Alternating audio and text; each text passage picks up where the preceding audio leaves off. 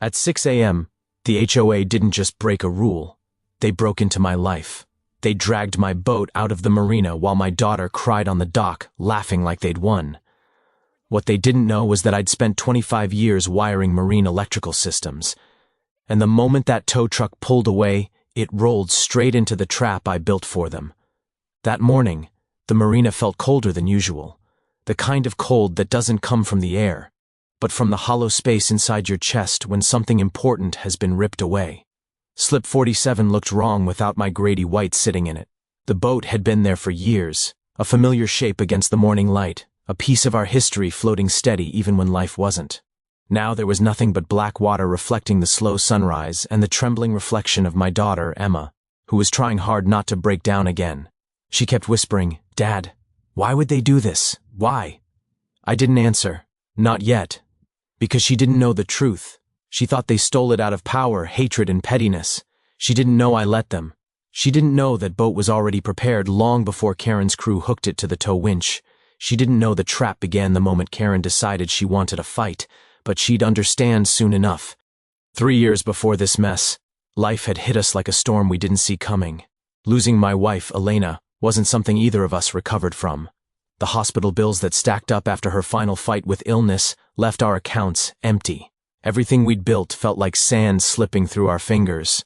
But we survived because we had each other, and because we had the boat. That old Grady White was more than fiberglass and metal. It was Saturday mornings with coffee steam mixing with sea spray, Emma's laughter bouncing across open water, and the last thing that made us feel like a family of 3 instead of 2. Every time I grabbed the wheel, I'd feel the worn grooves my father carved into it decades ago. My dad taught me everything about marine wiring: pulse, pressure, flow, grounding, lessons that turned into a career. Fixing boats became my livelihood, but that Grady White, that was our therapy, which made what happened next feel like a personal attack. Karen Blackwell didn't just run the HOA, she ran it like a queen who hated peasants. She was the kind of woman who could weaponize a clipboard.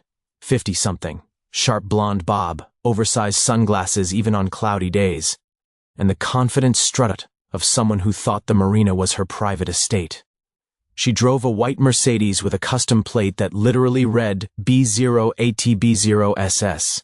Subtlety wasn't her thing. From the day she took over, she wanted the marina to look like a luxury catalog. Shiny yachts, spotless decks, spotless people. Anyone with a boat older than her last hair appointment became a target. Especially me. Maybe it was because I didn't bow to her authority. Maybe it was because Emma and I didn't fit the image she wanted. Or maybe she just liked seeing people kneel. 3 weeks before the tow, I was down at the slip cleaning the hull when I heard heels clacking behind me. Karen arrived in a cloud of perfume strong enough to kill seagrass. Behind her was a photographer. Yes, a photographer, snapping pictures of my boat from every angle. She raised her eyebrows at me like I'd committed a crime simply by existing. "This vessel," she declared dramatically, "is not in compliance with our updated aesthetic standards." I stared at her. "It's been here for years, Karen. It's grandfathered in." She smiled. A slow, poisonous smile. "Not anymore." She handed me a notice. 72 hours to remove the boat or face escalating fines. She walked away before I even finished reading it, heels clicking in victory. Emma was furious when she saw the notice. I told her we'd fight it, and we did. I spent hours on calls, met with a lawyer, even pulled up the marina's old bylaws. But every time I tried to push back, Karen was one step ahead with another violation or another complaint. It felt like she had a rule book only she could see. But something didn't add up. She didn't just want my boat gone. She wanted it gone fast. She was pushing harder than usual, piling on fines, sending letters daily, even getting the marina manager to pressure me. Emma started noticing things too. Boats disappearing from slips, neighbors whispering about lost vessels, elderly owners shrugging helplessly when their boats vanished overnight. Then came the morning of the tow. I had just come back from an early repair job when I saw Emma standing on the dock screaming for them to stop. 2 workers were hooking the chains under the hull, and Karen was recording the whole thing like she was filming a TV show. "Say goodbye to that eyesore," she said, laughing. I walked toward them with calm she didn't understand. Because she didn't know something very important. I had already emptied the boat, I had already placed trackers, and I had already prepared what would become her downfall. But as the chains rattled and the boat was lifted, Emma grabbed my sleeve. "Dad, do something, please." Her voice cracked, and for a moment, guilt punched me in the chest. I wanted to pull the boat back myself with my bare hands, but I couldn't. Not yet. Instead, I knelt and wiped her tears. "I promise you," I said softly, "this isn't the end. This is the beginning." She thought I was saying it to comfort her, but I knew I was saying it because the plan was already in motion. Karen thought she'd won. She strutted around the dock with her sunglasses glinting in the morning sun, watching the tow truck drive away like she just conquered a kingdom. She even left me a voicemail minutes later, her voice syrupy with fake sympathy, telling me I could collect my junk from impound if I could afford the fees. I listened to that voicemail 3 times, not because it bothered me, but because I needed to hear the tone of confidence in her voice. Karen wasn't just removing my boat, she was covering up something bigger, something she didn't want anyone to see. And now that she thought the boat was gone, she'd reveal everything without knowing I was watching. That empty slip wasn't defeat. It was the opening move of the trap she'd just walked into. Karen thought towing my boat would end me. What she didn't know was that it finally gave me the silence, the distance, and the freedom I needed to uncover exactly what she'd been hiding.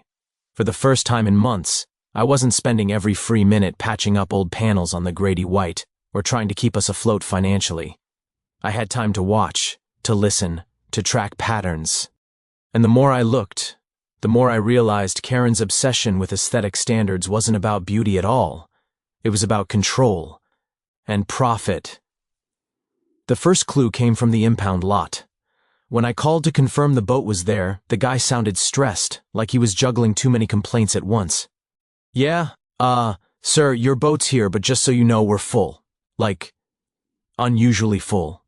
That didn't make sense. Boats didn't just vanish in clusters. Not legally. Not unless someone wanted them gone fast enough that people didn't have time to fight back, and not unless someone was making money from it. I started quietly asking questions around the marina, nothing obvious, just casual conversations with boat owners I'd known for years. Retirees, fishermen, veterans, single moms. Anyone who didn't have deep pockets or a yacht club membership. The stories they told me were too similar to be coincidence. A violation notice, a short deadline, a sudden tow, high recovery fees. Then the boat would vanish somewhere between impound and auction, never to be seen again. One woman told me she cried for 3 days because the boat her late husband restored was taken over a missing registration sticker. Another man said Karen waited until he took his wife to a medical appointment before signing a dangerous vessel complaint and getting it removed. A veteran who lived on his boat part-time said he came back from work to find his home on wheels gone, and the HOA refused to talk to him unless he paid thousands. The more I listened, the angrier I got. My jaw would tighten, my fingers would tap the old anchor chain bracelet my father left me. But anger didn't matter, not yet. What mattered was proof. I needed eyes inside the marina. That's where Pete Lennox came in. Pete had been a night security guard for years, a quiet guy, not a talker but fair. He didn't like Karen. And Karen definitely didn't like him. She treated him like he was a coffee runner instead of the only person patrolling the docks at 3 a.m. Pete found me leaning over the rail, staring at Emma's empty slip. "Tank," he said quietly. "If anyone deserves justice, it's you. Tell me what you need." I didn't need much. One camera. One blind spot Karen didn't know existed. Pete helped me mount a small waterproof surveillance cam inside a friend's slip 23, angled at the boatyard path Karen always used at night. He whistled low when I told him my boat had trackers installed long before it was towed. "You plan to let her take it?" he asked. "Karen thinks she's hunting," I said. "She doesn't realize I'm the one setting the traps." Pete just shook his head. "Man, remind me never to make you mad." The first week of recordings showed nothing but Karen's nightly power walks and her constant micromanaging. But then, on the 11th night, around 12:17 a.m., the camera caught something that made my heart race. Karen wasn't alone. The marina manager, Derek, handed her a thick envelope. She counted something inside it. Cash. She slid another smaller envelope into his hands. They whispered, heads close together. It looked like a drug deal, except the merchandise was boats. I repeated the video dozens of times, zooming in on the documents she held. The first page had the words storage fee agreement, but the amounts scribbled looked nothing like legitimate charges. These weren't fines. These were payouts, bribes, kickbacks. They weren't enforcing rules, they were running a business, using HOA authority as a cover. I saved every frame, every timestamp, every whisper caught on the mic. Meanwhile, at home, Emma became my second pair of eyes. After school, she'd sit at the kitchen table with her laptop open, typing feverishly while I made coffee. She was mapping patterns, turning Karen's chaos into clear data. Colors, categories, dates, names. She discovered that almost every boat towed on a Friday would appear listed on a private estate sale post by Karen the following Tuesday. Always with vague descriptions like owner unable to maintain vessel anymore. Emma looked up at me one night, tapping her pen against her notebook. "Dad, it's a factory." "A what?" "A factory," she repeated, pushing her laptop in front of me. "Look, violation on Monday, tow on Friday, impound fees added on Saturday, listed for sale on Tuesday, repeat next week." I stared at the screen. Dozens of boat photos. Dozens of angry or confused owners. Dozens of records showing Karen manufactured violations on a schedule. "Emma, you might have just cracked her entire operation." My daughter smiled weakly, but I could see the stress in her eyes. Between school, health management, and this investigation, she was being stretched thin, but she wouldn't stop. She wanted justice just as badly as I did. Maybe more. The problem was, Karen noticed. The first sign came the following Thursday. 2 city inspectors showed up where I was rewiring a navigation panel on a 70-foot catamaran. They said they'd gotten anonymous complaints about me doing unlicensed and unsafe electrical work. They were confused to find everything pristine. My work was always pristine. I knew marine systems better than I knew my own apartment. One inspector pulled me aside. "Look, please don't make things difficult. Someone really wants you in trouble. These calls? They're daily, all signed concerned citizen. You pissed off the wrong person." I didn't need a detective to know who concerned citizen was. 2 days later, 3 of my biggest clients dropped their contracts with me. That was $8,000 gone. $8,000 that was supposed to go straight into Emma's college few. When I came home that night, Emma was sitting at the dining table, her insulin kit out, her hands shaking as she tested her blood sugar, stress spiking at high. She looked up with tears in her eyes. "Dad, why is she doing this to us?" I had no answer that wouldn't break her heart. The next blow came harder. Karen arrived at Emma's school. I was up on a mast that morning, 40 feet above the dock, installing new navigation lights on a sailboat. My phone buzzed once, twice, then over and over. Emma's name. When I answered, all I heard was crying. "Dad, she came to school, she talked to my teacher. She said you owe thousands. She said you're putting my future at risk." Why would she say that? My grip nearly slipped from the mast. I climbed down as fast as I could before my hands shook enough to kill me. It took everything in me not to storm into that school and tear Karen's perfect hair out. That night, Emma ended up in the ER with a dangerous blood sugar spike. The doctor said it was stress-induced. Seeing your father's reputation destroyed and your future threatened tends to do that to a 16-year-old girl. While I sat beside her hospital bed with machines beeping softly, something inside me finally snapped. This wasn't about a boat anymore. It wasn't even about me. It was about Emma. And Karen had officially crossed the line from petty tyrant to predator. When Emma finally fell asleep, I whispered to myself, "This ends now." By the time we left the hospital the next morning, I already knew what needed to be done. I reached out to Luis Martinez, my partner from the union, a big guy with a soft heart and a fierce protective streak when it came to family. When he heard what Karen did to Emma, he didn't wait for explanations. "We're helping you," he said, "no questions." Then came Maria Santos, the paralegal whose daughter often studied with Emma. When she heard about Karen humiliating Emma in class, she sat me down with stacks of legal documents. "This woman made a mistake," she said. "She went after a child. I'm digging into her business records, and trust me, everything leaves a paper trail." And Pete continued feeding me inside information from the Marina, quietly, discreetly, almost invisibly. For the first time since this nightmare began, I didn't feel alone. That was when I discovered the master key to Karen's entire scheme, the marina's electrical grid. People don't realize this, but every boat docked in a marina is plugged into a shared power web, a spider web of pedestals, breakers, and load systems. And I knew the marina's electrical blueprints better than anyone alive, because I helped design them. If I controlled the electrical grid, I could see which boats were getting charged, which were being moved, which were being hidden, and which ones weren't supposed to be there at all. One night after the docks were empty, Luis and I quietly entered the electrical room using our maintenance authorization. The air in there smelled like salt water, hot copper, and ozone, a familiar scent I'd grown up around. Luis handed me a flashlight, and I traced my fingers along the breakers until I found what I was looking for: a pattern. Karen wasn't just moving boats. She was storing them, charging them, prepping them, selling them, and using stolen electricity, our electricity, to do it. Then came the breakthrough. A boat I recognized, a red and white Tahoe belonging to a retired teacher named Mr. Browning, had vanished 2 weeks earlier.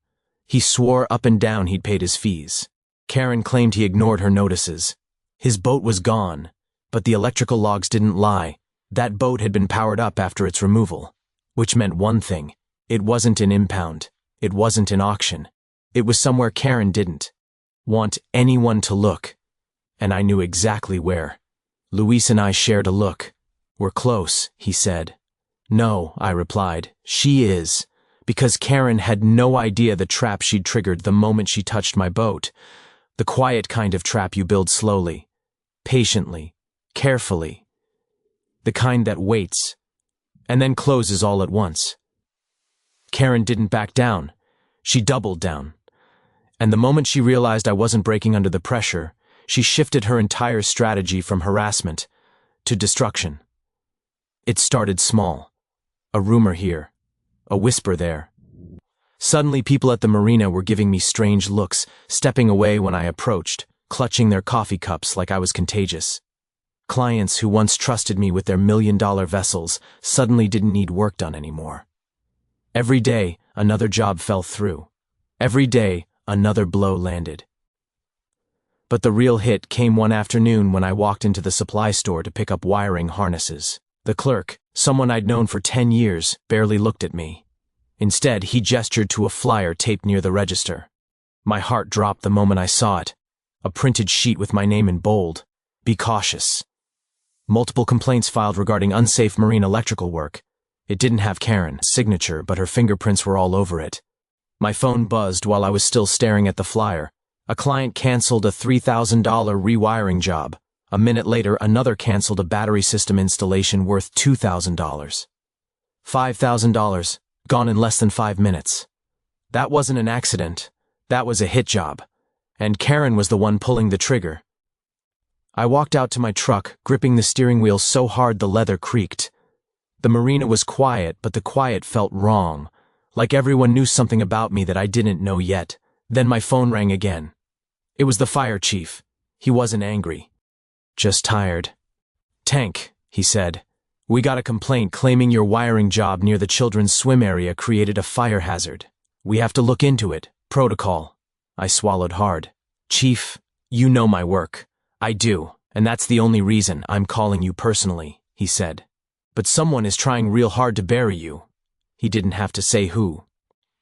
When I finally got home, Emma was sitting at the kitchen table doing homework, her glucose monitor beeping softly beside her. She looked up, eyes hopeful for good news. What she got instead was me dropping my toolbox on the floor harder than I meant to. She flinched. "Dad." I didn't want her to see the crack forming in me. I didn't want her to worry. But she wasn't stupid. Kids always sense the storm even before the lightning strikes. "What happened?" she whispered. "They're trying to take my license," I said quietly. "If they do, I won't be able to work." Emma stared at me, her expression collapsing piece by piece. She knew what that meant. No work meant no income. No income meant no insulin, no rent, no future. Before I could say anything more, there was a knock at the door, 3 sharp taps too confident to be friendly. Emma froze. I opened the door to see Karen standing there with Derek right behind her, both dressed like they were attending a board meeting instead of terrorizing families. Karen held a clipboard. Derek held a manila folder. Both smiled like crocodiles. "Tank," Karen said sweetly, "just stopping by to deliver a notice. You failed to comply with repeated HOA requests, so we've escalated the matter. She handed me the paper, notice of legal action. Before I could speak, she leaned closer, lowering her sunglasses. You're a danger to this community, she whispered, and I will not let a man like you bring down property values. Behind me, I heard Emma's breath hitch, and Karen must. Fee heard it too, because she tilted her head and peeked into our small apartment. Oh, hi Emma. How's school? Shame if all this drama affects your college opportunities. She smiled wider. You deserve better than the trouble your father brings. Emma's face went pale. My fists tightened. Derek took one small step back. Get off my property, I said through my teeth. Karen didn't budge. She tapped my chest lightly with her clipboard. This is your final warning. Then she walked away like she hadn't just slammed a sledgehammer into our lives. Minutes later, Emma's glucose monitor beeped louder, her stress spiking her levels dangerously. She rushed to her room to get her supplies, but her hands were shaking so badly she dropped the monitor. It shattered on the floor. I caught her before she collapsed. She was trembling, tears falling, her breathing shallow. Dad, I'm scared, she whispered. Why is she doing this to us? I held her close, feeling helpless and furious. Because she thinks she can, but she's wrong. That night, Emma ended up in the ER again. I sat beside her bed, watching monitors flash and medical tubes snake around her fragile arms. I watched her sleep with tears drying on her cheeks. And I knew, right then, that this wasn't about my livelihood anymore. Karen wasn't destroying my business. She was destroying my daughter. And that meant war. When we got home, Luis showed up before I even called him. He had anger in his eyes, real anger. The kind a man gets when someone hurts a child. Tell me everything, he said. He listened in silence as I explained what happened. When I finished, he put a heavy hand on my shoulder. Then we do this together. No more playing nice. Maria arrived the next morning with a stack of documents and her laptop. I dug into Karen's HOA actions, she said, and half her rulings weren't filed correctly. Some were. And filed at all. She's using her position to remove boats quickly, too quickly. Pete joined us, arms crossed, eyes serious. Tank, she's been moving boats in the dead of night, he said. Never logs it. Never tells security. I checked footage. She's using slip 12 as a temporary holding spot before sending them off somewhere else. My mind locked onto that. Slip 12. The breaker for slip 12 was tied to a hidden secondary circuit, a circuit I helped install years ago for emergency maintenance. Nobody knew about it except 2 electricians, one retired, one dead, and me. If Karen was using slip 12 to hide boats, then every one of those boats was passing through a power pedestal I could access. That was the moment the trap transformed from an idea into a mission.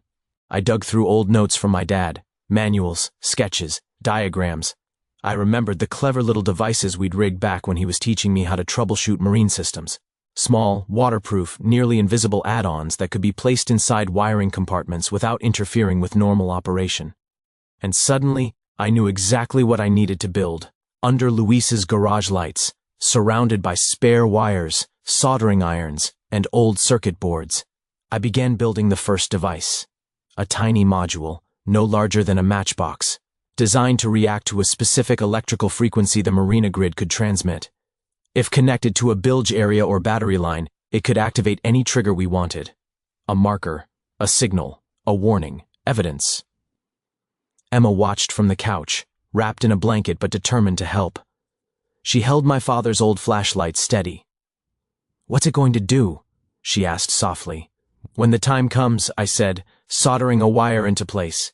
It'll make sure everyone sees what Karen's been hiding. She smiled, a tired, fragile smile, but a smile. We tested prototypes, one after another. Some failed. One blew a fuse. One shorted out and lit the bench on fire. But finally, after hours of trial and error, we produced the version that worked perfectly. A remote-triggered marker device strong enough to expose stolen vessels from a mile away. Luis let out a low whistle. Tank. This thing's brilliant.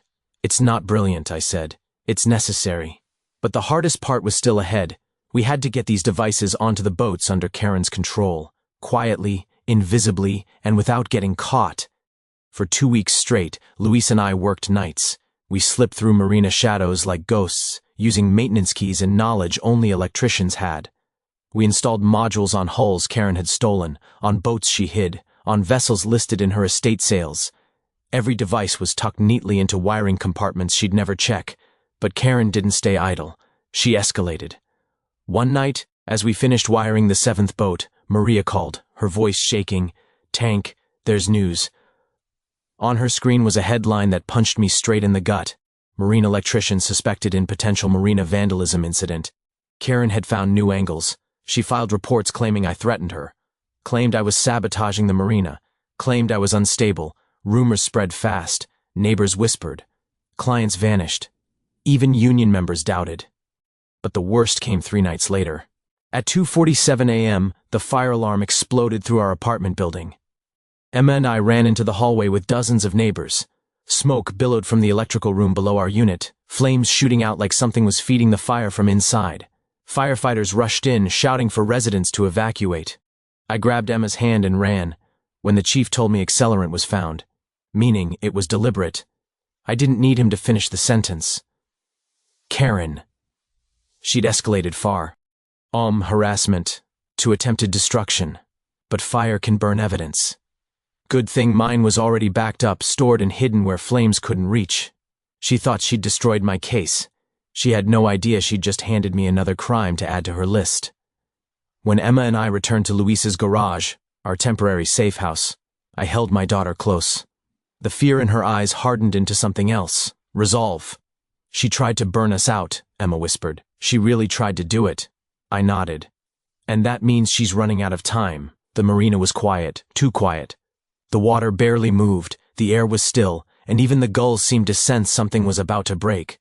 Luis waited near the truck with his phone ready. Maria was in her car at the edge of the marina pretending to be on a late-night call. Pete was in the security booth with the camera feeds pulled up, ready to reroute them the moment I gave the signal. Emma sat in Luis's truck watching our live GPS map, bundled in a blanket with fear and determination sharing space in her eyes. ND me, Burr, was walking straight towards slip 12. His slip lights were dim, barely casting any glow on the wooden planks, but I didn't need light. I knew this dock better than my own living room. I could walk it blindfolded and still hit every board without a creak. Halfway down the dock, I saw the first sign dobber, oot prints, fresh ones, leading towards slip 12. Second set behind them, smaller, lighter bar. Eric and Karen Burr. "Hey, we're already here." My heart thudded slowly, heavily, like it was sink. In with the water's gentle rhythm. This was it. If I hesitated now, Karen would slip away forever. She'd sell off every stolen boat. She'd cover every trail. She'd walk away clean like she always had. I reached the edge of slip 12 and hid behind a stack of temporary storage crates. Their voices floated over the water. "This is the last one," Derek murmured, unlocking the chain on a covered boat. "You said that 3 boats ago," Karen snapped. "I need these gone, all of them, before the audit, before anyone asks questions." Her voice was sharper than usual, frantic. She was scared. Good.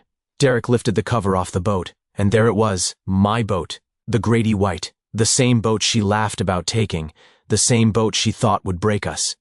It had been cleaned and detailed, polished like a yacht she planned to flip for profit. She wasn't hiding it. She was preparing it for sale. And the moment I saw it, something inside me tightened. Not anger, not grief. Focus. I whispered into my mic, "Luis, ready, ready. Maria, recording and prepared. Pete." Cameras rerouted. Let's make her famous. I stepped out from behind the crates. Karen froze when she heard my footsteps. She turned around, her mouth twisting into disbelief, then anger. "You," she hissed. "How dare you come here? You're trespassing." I tilted my head. "Funny, that boat looks a lot like mine. You know, the one you claimed was dangerous." Her jaw clenched. "It was legally towed." "Legally." I walked closer. "Then why is it here? Why is it cleaned? Why is it prepped for sale?" She didn't answer. But her eyes gave away everything. Fear. Derek swallowed hard, stepping back. "Karen, maybe we should go." "No," she snapped. "He can't do anything. He has no proof." I pulled a small black remote from my pocket and held it up between us. "Oh, but I do." Karen stared at the device like it was a weapon. "What is that?" she demanded. "A frequency trigger," I said calmly. "It activates a signal on a boat only if someone has been messing with it. A signal that can be seen by anyone, even from a drone." Her face drained of color. I pressed the button. For 2 seconds, nothing happened. Then, boom. The Grady white lit up in bright violet LEDs beneath the hull, glowing like a beacon in the dark water. A color I designed, a color no one could ignore, a color that meant one thing: stolen vessel identified. The purple glow spread across the underside of the water, illuminating Slip 12 so brightly it looked like a crime scene bathed in ultraviolet. Karen gasped. "What did you do?" I turned my phone toward her. "Live streaming this," I said, "right now. Thousands of people watching, including your HOA members, including city officials, including the Coast Guard." Her eyes widened in horror as I continued speaking. "You claimed my boat was unsafe. You claimed it was an eyesore. You claimed you legally removed it. Funny how it's glowing now. Funny how it's sitting in the hidden slip you never reported. Funny how every boat you illegally moved has one of these devices in it." Luis, watching from the truck, activated the rest of the markers. And suddenly, across the marina, 5 more boats lit up in purple. 1, 2, 3, 4, 5, all stolen, all glowing, all undeniable. Karen stumbled backward like the dock was tilting under her feet. "This is harassment," she screamed. "You're framing me." "No," I said softly. "You framed yourself." Maria stepped out from behind her car, recording everything. "You used your position to steal property," she said calmly. "Sold vessels without due process, filed fraudulent complaints, endangered minors, interfered with business licenses, created false reports, and committed arson." Karen's head hipped around. "Arson? I did no such thing." "You were seen," I said. "Your car, your timing. Your phone pinged near the building minutes before the fire." She opened her mouth, but no words came out. Then came the sound she feared most: sirens, police cruisers, Coast Guard trucks, fire inspectors, city enforcement. A dozen officers stormed the marina. Derek bolted instantly, running down the dock like a panicked rabbit, but 3 officers tackled him before he made it 10 steps. Karen tried to stay still, tried to act calm, but when the Coast Guard captain walked toward her with a pair of cuffs and the words, "You're under arrest," her composure snapped. "You can't arrest me," she screamed. "I serve this community. I run this marina. You can't do this. You can't do this." She kicked, flailed, twisted, until her heels snapped and she collapsed hard onto the dock. While officers read her rights, Emma stepped out of Luis's truck, her blanket wrapped around her like armor. She walked to me slowly, and when she reached me, her hand slipped into mine. "Dad," she whispered. "It's over." I pulled her into a hug. "It's over," she cried, this time from relief, not fear. Karen, still screaming, was dragged past us. "This ice your fault, both of you. I'll make sure you pay for this." Emma sniffed and looked up. "She's still yelling." I shrugged. "She'll get used to not being in control." By morning, the livestream had millions of views. Karen was trending worldwide for all the wrong reasons. The HOA removed her on the spot. The police charged her with fraud, embezzlement, racketeering, arson, and half a dozen other crimes. Derek flipped immediately, handing over every document to reduce his sentence. Every boat she stole was returned to its owner, including ours. When the marina workers lowered the Grady White gently back into Slip 47, Emma climbed aboard like she was seeing an old friend. She touched the wheel, ran her fingers along the polished panel, and smiled. "Mom would have been proud of you," she whispered. My throat tightened. I placed a hand on her shoulder. "No," I said softly. "She'd be proud of us." The next weekend, just before sunrise, Emma brewed her famous boat coffee. We pushed away from the dock, the engine humming perfectly. The sky warmed to orange, water glittered like it was healing, and the wind felt like a blessing instead of a warning. As we reached the open water, Emma leaned her head on my shoulder. "Dad? Yeah, honey? Let's never let anyone take our peace again." I nodded, steering into the bright new day. Never again. And with that, we left the marina behind. not as victims, but as survivors who set the perfect trap and watched justice glow purple across the water.